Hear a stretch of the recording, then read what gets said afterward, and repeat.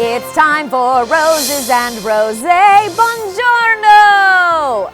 Everybody, I'm Lauren Zima. Welcome to Roses and Rosé. And I have some Cabernet because we are in Italy. My Italian accent is stereotypical. And this episode of The Bachelor was all things Italy in the best possible way, you guys. We had pasta. We had gelato. We had cute little windy streets. We had so much red wine, and I loved every minute of it. Isn't it lovely to take a vacation in the winter by watching a television show and pretending you're on that vacation? Let's dive in. I can't wait to drink some wine and eat some pasta and have amazing dates with the women that are left. Same. And we know Arie loves dates. And that's why Chris Harrison comes in and says there's not going to be a rose ceremony. Oh my God, what? It's all dates. Just dates. Arie loves amazing dates. Bekah K. First date, long-haired Bekah. So long-haired Bekah gets her first one-on-one since the first one-on-one, which we were on. Shameless plug. And Arie arrives in this cute little red car, which, was this car shipped over from France with them? This looked like the same car that broke down on his date with Jacqueline. Didn't it? Didn't it? Is it just me? I had the very, very first one-on-one of this entire season. Right now, I feel like that one-on-one date was forever ago. Yes, Bekah, it was. And then she says, The stakes are huge, higher than they've been in this entire process. and yes, Bekah, they are. It's later in the show than that first one-on-one. Yeah. But Bekah's nice and genuine and sweet and smart, and I just like her, I really do. And I feel like we're just kind of stuck. So I want to kind of get back to where we were. Red flag. Not a great sign, but then they do something that I love, you guys. The date is just that they're gonna walk around and eat bread and cheese and a meat selection and drink red wine. What a great date. I love this. Let Italy be Italy. We don't need some weird French warboat. We are just gonna walk around in Italy and enjoy it for what it is. Yes, Arie gets unstuck with Bekah, and they give us what I want to give a shout out to, which is a shot that looks like the cover of a romance novel. Arie and Bekah are in silhouette. The sun is set. It is just, it's really stunning. It's really something. And then things take a total turn. Jacqueline, wow. Did not see this coming. Jacqueline basically says I just have like swirling doubts. that she has all these doubts about Arie and that she even had them on their one-on-one date, which I did not notice when they were full on making out. Is there like any part of you that feels like you can just stay and feel it out? Kendall comes in as like the resident therapist again, which I love. She's counseling her and saying, do what you gotta do. And this brings us to Jacqueline going to Arie's hotel room in what I believe to be the first time a woman has gone to the Bachelor's room of her own volition this whole season. I don't think it's happened yet. Again, this season is a slow burn. Anyway.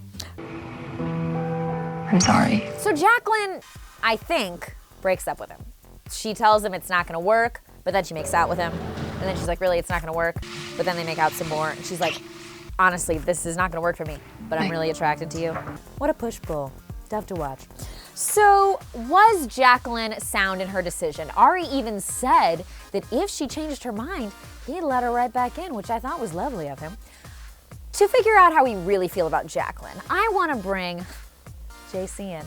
You guys might remember when JC advised that Arie was an empath, so he thinks. So we're gonna get JC's quasi-psychiatric take on Jacqueline. I really liked how Jacqueline was the good kind of selfish.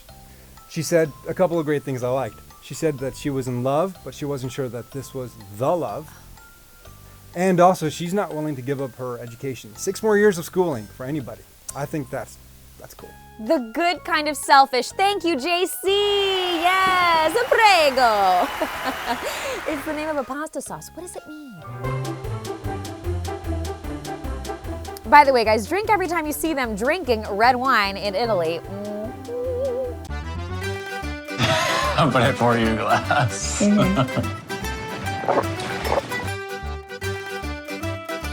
Cheers. Cheers. Oh, that's really good. It is good. Arie, as we know, loves wine, loves his red wine. He's been drinking it all season, and I'm just really happy for him that they are here in Italy for him to enjoy the literal fruits of his labor. Jacqueline is leaving and everyone is crying. It is so sad. It's like the end of summer camp, you know? Everybody's gotten close over these 2 months. They've done new things, and then your friends gotta go. You look great. Lauren B and Arie's date, we get the run and jump hello. We always get these when they travel. I love it. Stand on the back. Did you practice this for this?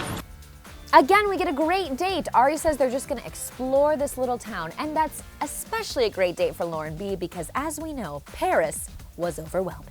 I want to try this one. They get some gelato, great. And Lauren B says that this town in Italy is Very Italian. When they sit down to dinner, things get more deep. And Lauren B says she's afraid to introduce, why am I still calling her Lauren B? There's only one Lauren left at this point. Maybe I'm just trying to differentiate between her and myself. Lauren says that she is afraid to introduce Arie to her parents because they met her ex-fiance previously and it wasn't that long ago. Did we ever find out why her and her ex-fiance broke up? Did I forget this? Guys, please let me know in the comments. I can't remember. Why did they break up? That seems critical. Anyway. Then things get even more awkward than when Lauren and Arie are silent, in that Arie leaves the date. It's very obvious to me that I feel like I'm starting to fall in love with you. So not only is it silent because she's alone. This is when I got frustrated because we didn't see where Arie went. Did he go to have a conversation with a producer to get some perspective? That's what I would guess. I'd like to see that conversation. Break down the fourth wall. Tear down the fourth wall. Please, I'd love to see the moment. And then he comes back and she's like, are things good? Are things bad? You're not explaining where he went. And he just says, I'm falling so deeply in love with you. It's crazy. Okay, so this seems pretty big to me, you guys. I don't really know how Lauren B isn't the front runner at this point, even though we've been kind of confused because Arie seems really into each woman on each date, and Arie loves dates. Lauren B, he's so into her and he can't explain why. I want it so bad for us, and I can't explain why. I wish you could, Arie. It's a TV show. Please explain why. God, it just makes me want to grab her and tell her I love her. That sounds like you want to do something, but you can't because you know you're still on this reality show, you know? And then a Sienne date. And I'm not going to spend a lot of time on this because it could get confusing. I almost wonder if the Sienne date was filmed before the Lauren B date because Arie says he's been crazy about her for a long time, and we get the run and jump, and then we pasta and it's great. And then he says, nope, he's not feeling it, and bye. She's great. He thinks she's great. It's surprising that he sent her home, but she handled it great. Sienne's great. Hope to see you again, babe. And everyone is shocked. Bekah gives great shocked face. Shout out to short-haired Bekah for that. And this is when things start to take a turn on Bekah. Tia says that Bekah is really not being grounded in her reaction to Sienne's departure. This date was quintessentially Italian. Arie is the godfather because he makes a lot of dad jokes. Kendall is the consigliere because she advises. Tia turns into the rat because she rats out Bekah.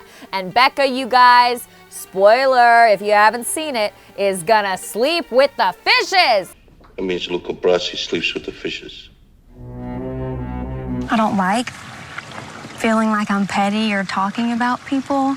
Tia tells Arie that she just doesn't think that Bekah is really mature enough to be here. But I have to say, she handles the tattletaling in a pretty legit way. I didn't find anything nefarious or malicious about this. She was just kind of telling Arie how she felt.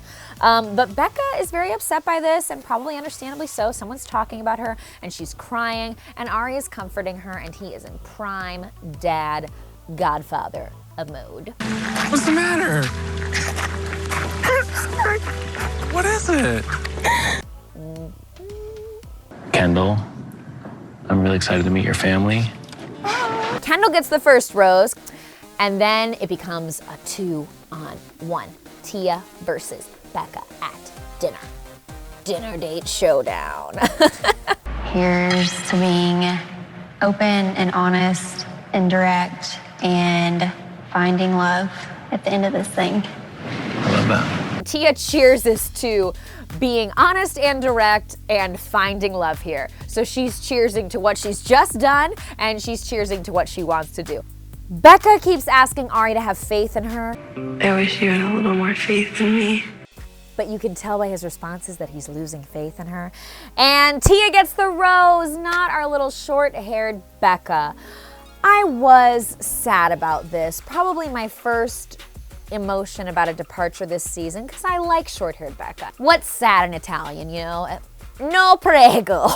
No bella. Not prego. Okay. She is your little girl. I know that you're very protective of her heart. If you hurt her, I can find you.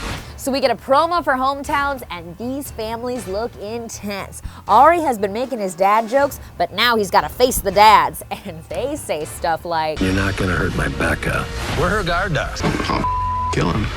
and speaking of The Godfather, Monday, Tuesday, Thursday, Wednesday, Friday, Sunday, Saturday. Bachelor Winter Games premieres today, you guys, and it airs this Tuesday and Thursday, and then next Tuesday and next Thursday. So Tuesday, Thursday, Tuesday, Thursday. Thursday, Wednesday. And then, of course, we have just a few episodes of The Bachelor left. Thank you so much for watching Roses and Rosé. Please leave your comments below, and I will love and relish the opportunity to respond to them, because I love talking to you guys about this show. Oh, it's so prego. I need to learn a second Italian word. Thanks, everybody. Have a great night. Ciao!